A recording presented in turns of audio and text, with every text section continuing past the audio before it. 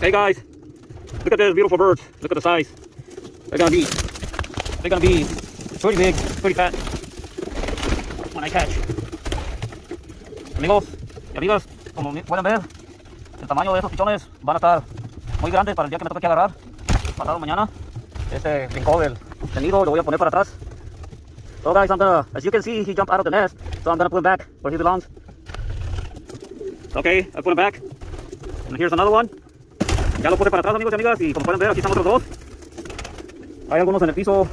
There's some on the floor.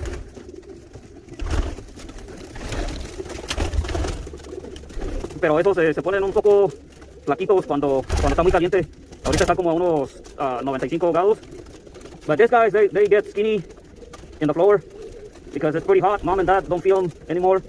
And so it's about 95 degrees right now, so that's why they get so dehydrated.